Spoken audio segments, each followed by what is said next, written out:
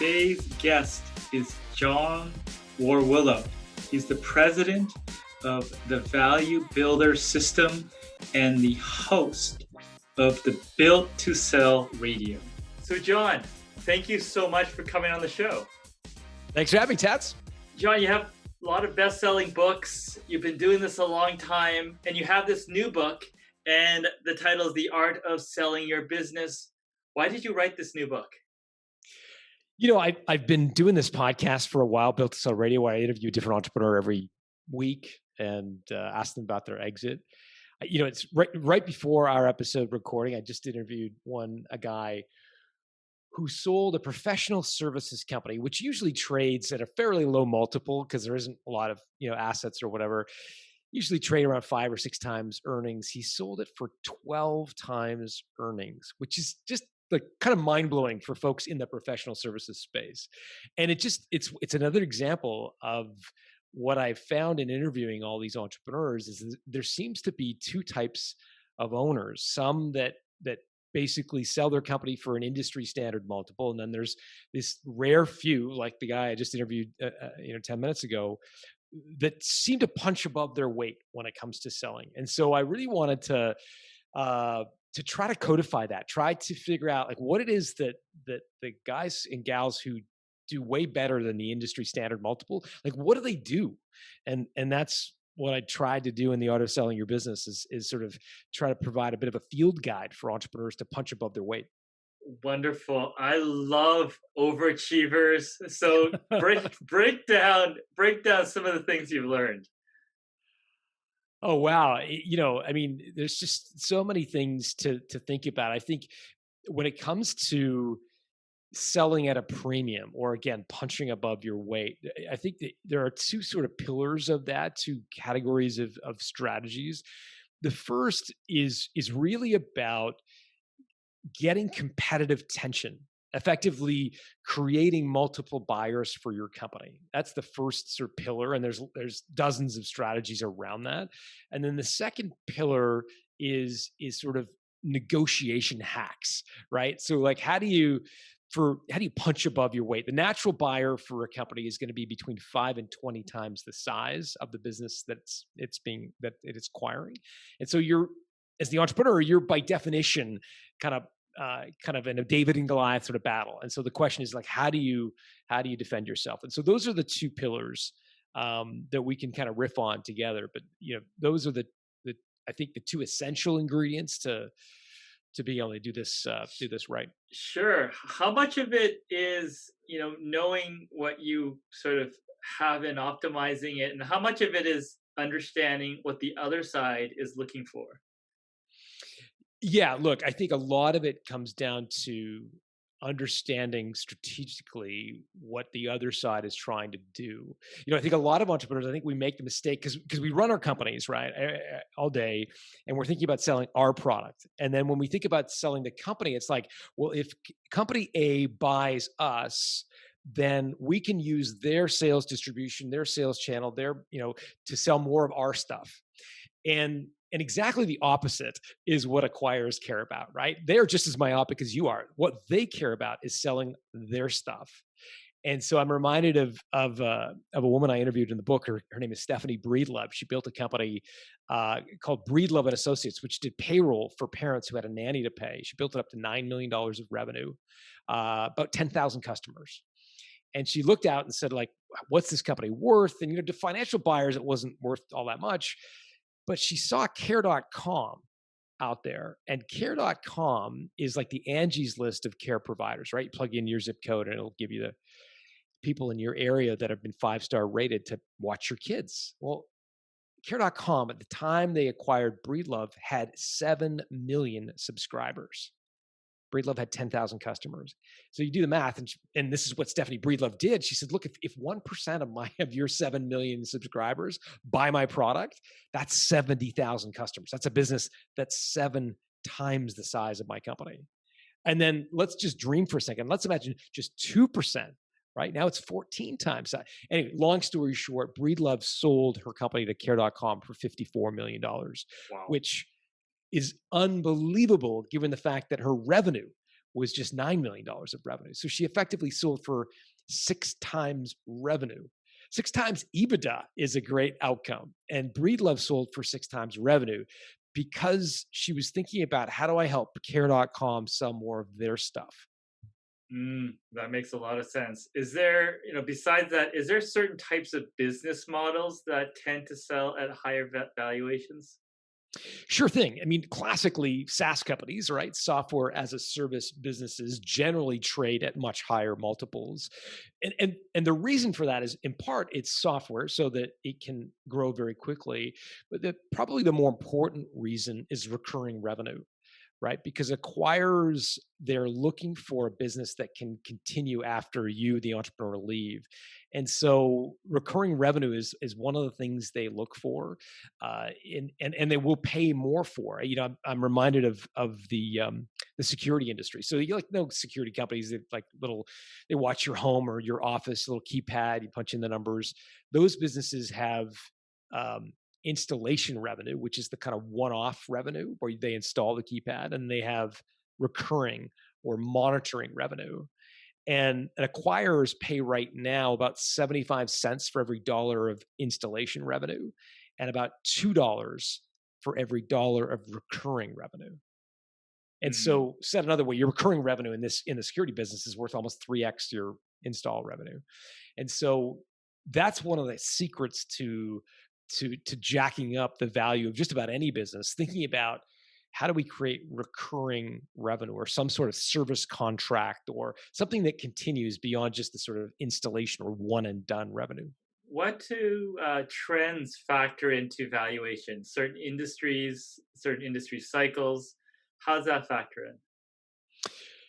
Yeah. So, trend, things like interest rates are a big deal. Things like pandemics affect the value of a company. We're recording this in the throes of this COVID pandemic, and it's had a big impact on business owners for sure. We've just done some analysis of people who use our platform, Value Builder. We basically, everybody who starts with us goes through and completes a questionnaire.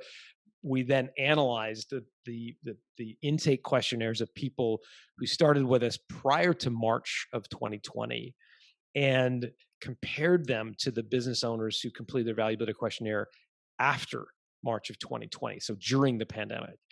And two things pop out. One is that business owners have moved up their sell by date. They're now planning to sell their business 20% sooner. Mm. The second thing that's interesting is that the appetite to sell their business to a family member has dropped through the floor. They're no longer planning to do family transitions. It's now less than 15%. Fully 60% of business owners plan to sell their business to a third party. So, like, I don't know why that is. That's a statistical quantitative. It's 10,000 users. It's a hard data set. Personally, I think it's probably because this pandemic has been so stressful, so difficult for many businesses that they just don't want to pass that albatross down to their kids. But it is causing business owners to ask themselves, like, and reflect on the fact that there's more to life than what they're doing, and they in many cases have decided to sell. Interesting. Now, in sports, they're in competition. So if a golfer misses a putt, they could lose $1 million. There's those key moments where things can turn. In the process of trying to sell your business, what are those key moments? Like when you say something bad and the value of the company drops $1 million, what are those moments? What are those mistakes? Well, yeah, yeah. I mean, that's why I wanted to write the book, because I've had the chance to listen to 300 stories now of entrepreneurs selling, and I'm reminded of the story of Sully. Sully, guy who landed the airplane on the Hudson River. Yeah. Like, Sully had done everything there was to do in an airplane. He was a trainer, 40-year veteran of flying, yet he'd never had the opportunity to land a plane on the Hudson. And for a lot of entrepreneurs, many of them are very, very sophisticated business people. They know all there is to know about sending an invoice, selling a customer, hiring employees, signing a commercial lease. But very few have gone through the process of selling a company. And so that was That is what we try to do in the book. To answer your question specifically, there are a lot of things you can avoid. One of the classic things is when an entrepreneur answers the question, "What do you want for your company?" And it's almost always a mistake to answer that question. And I'm reminded of a guy named Chris Jones, who started a company called Pepper Jam. And Chris, I interviewed for the book, and I said, "Tell me about the story." He said, "Well, it's funny. Pepper Jam was an affiliate marketing software, and he was asked to meet with Michael Rubin, who is a guy who founded GSI, sold to PayPal, very epic, entrepreneur." And Jones thought, "Oh, this is great. I'm getting to have a kind of a one-on-one with this guy, Michael Rubin, who's a sort of a tech luminary." Well, Jones walks into his office, and instead of Rubin being by himself, he's flanked by his chief financial officer and his legal counsel. And without even the exchange of basic kind of pleasantries, Rubin looks down his glasses at Jones and says, "What do you want for your company?" And Jones is like, "What, what are you talking about? I didn't come here to sell my business. I'm here to talk to you about technology." And he said, "No, what do you want for Pepper Jam?" And Chris was put on the spot, and sort of blurted out a number. And instead of reacting to the number, Rubin turned to his chief legal counsel and his CFO and said, "I think we can get a deal done." And I asked Chris about it later, and he said, "Yeah, ultimately, I think I put a ceiling on which I will ever sell my company, because that number was what Rubin was telling his CFO and chief counsel to make sure they never paid a penny more than that." And I think I've always remembered that story, because I think it's almost always a mistake to answer the question, "What do you want for your company?" Equally, you can also make the mistake of blurting out too high a number. Like, if you throw out some number that's so outlandish, it will turn off a lot of acquirers, right? They'll be like, "Okay, this guy is completely out to lunch. Let's not even bother to engage." And so, too low, and you put a ceiling on which you will never sell your company for. Too high, and you're likely to make people walk before they even learn about your business. And so I just think it's always a mistake to answer that question. What would be the response? Will you say, "What will you pay for it?" Or why don't we look at, what we're doing? What's the follow on for that? Yeah, look, I think you can ask for an IOI, an indication of interest, which is a less formal document than an LOI, or a letter of intent. And you can simply just say, "Look, I wasn't planning to sell. I'm not planning to sell. I'm happy to keep my business, and we're growing, et cetera. But I'm also a reasonable person, and I'm happy to entertain any reasonable offer you think makes sense. So happy to review an IOI if you want to prepare one." And again, an IOI is industry lingo. So even saying the acronym IOI will suggest to the other side that you're a relatively sophisticated seller of a company, and that you know the process. So an IOI usually is a range of multiples. It's not usually we're offering to buy your business for $1 million. It'll usually say, we'd be interested in exploring buying your company. Our multiple range would be, generally speaking, between X and Y. So it's a vague document, but at least it's a formal shot over the bow to you as an entrepreneur. Yes, making their intentions known. A love letter Mhm. of sorts. A love letter, exactly. Whereas a letter of intent, Yeah. an LOI, is an engagement ring, right? Yeah. To extend the analogy all the way, a letter of intent is where you effectively are getting married. You're getting engaged to be married.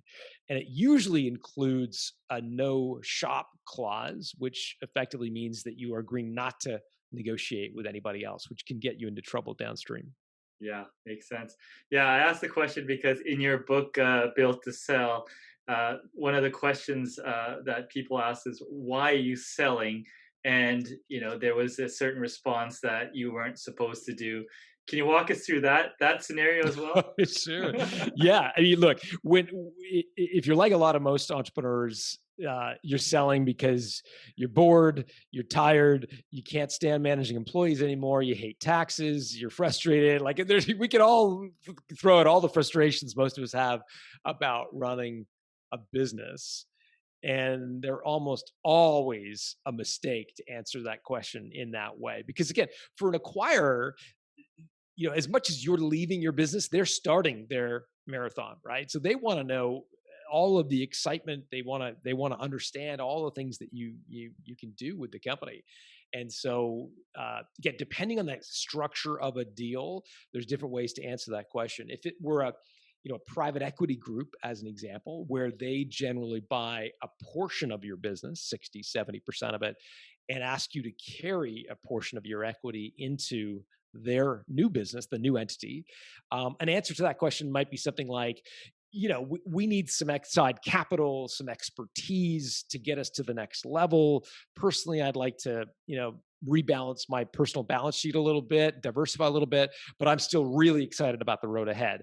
And the reason you answer that way, in that fashion, is because private equity groups do not have a management. They buy, but they want you to stay on. And so they've got to hear that you're willing to stay on, that you're willing to put some skin in the game. Now, if you want to walk off into the sunset and not stay on, the response might be different. But it depends on who the buyer is. I'm not interested in this business. It's annoying me and pay me a lot of money. That's not a good one. That's generally not a good response. No, this business is terrible. It's frustrating. I mean, it's obvious, right? If you're selling a car and you're like, yeah, the muffler's terrible, the brakes are shot, but please buy it. Yeah, that's not what you want. It's not what you want to be saying, obviously. You have this new book, you're launching it. What does this year look like for you? Like, what's the path ahead? Yeah, really. I mean, at Value Builder, which is the kind of company I spend 95% of my time on, we are on this kind of mission to level the playing field for business as they approach their exit. So we've got lots of folks, lots of work to do on that front. The new book is keeping me very busy as well. So it's really continuing to run Value Builder and work with entrepreneurs to help them improve the value of their company as they go to market. Yeah, awesome. I had a friend of mine, Brett, that mentioned that was curious about Value Builder. Is that just through implementers, or do you have sort of a mastermind, self-directed track? How does that work? Yeah, 100% of the business owners that work with us are partnered with a certified value builder. So that is the name we give to the individuals who are our partners in the marketplace. So they're there, and in particular because, look, going through and approaching a business to sell it is a very emotional uh, it's an emotional journey. And so having someone to be your guide as you go through is important. I know for me, when my last company I sold, it was a long time ago now, 2008, 2009. I hired an advisor, like a third party business coach, and I did that because I didn't want to tell my employees that I was selling, but I did need some outside help. And technically, I needed some outside help, but also kind of just to be an emotional kind of sounding board. I needed that help, right? So it's an emotional process for sure. Is there anything that I should have asked you but didn't? Here's your free swing. No, I mean, I think we've talked about a lot of the things that people can do. I think you asked about the whole idea of, like, what are some of the mistakes business owners make. One of the other mistakes that we see a lot of owners make is getting lured into a proprietary deal. And I write about Dan Martell and how he avoided that. By the way, a proprietary deal is where one acquirer negotiates with you. You negotiate the sale with one buyer, and it's almost a recipe for having to drop your price and not get the deal terms you want. The ideal is that you get multiple buyers. And I remember I learned this sort of some ways, some hacks to get multiple buyers at the table. Dan Martell is one that comes to mind. He built a company called Clarity FM, and he knew that it was likely to be acquired by one of the big Manhattan media companies. And he didn't want to get suckered into one of these proprietary deals where he started negotiating with one of them. So he hosted an event. And to the event, as a guest, he brought the CEOs of all three of the most natural acquirers for his business. And he didn't say anything to them. He didn't say anything about wanting to be acquired, but just the very fact that they were all in the room was enough to signify to kind of communicate that he wasn't going to get suckered into a proprietary deal. That if they were going to want to buy him, they would have to compete with one of the other two people in the room. So I think that was a very sort of savvy way to make sure that you don't get lured into a proprietary deal. Wow, that's wonderful. And he didn't have to say a word, so that's amazing. Yeah, yeah. A lot of the, it's nuance. It's and that's why the title, "The Art of Selling Your Business." There's some art to it. There's some nuance uh, that I think is important. I'm reminded of another story. Jeffrey Feldberg, who built his company, uh, they got 3 times earnings, an offer of 3 times earnings. They were a professional services web design shop. And they thought, you know what, 3 times is kind of a ho hum sort of acquisition offer. Like, we want to do better. And so they thought about, well, how do we get better? What can we do? And they sort of changed the way they described their company. They had a little niche where they were helping universities build their websites. And so they changed their positioning, the way they talked about their business, and went from being a custom web design shop where they got an offer of 3 times EBITDA to being a leader in the e-learning category, Mm. where they were basically helping universities put their courses online. They made some other changes to the business model where they did revenue sharing, but I believe part of the improvement in their valuation was in how they positioned and talked about it. Again, the art to it. Anyways, long story short, this company traded or sold for 13 times EBITDA 2 years after they turned down the offer of 3 times EBITDA.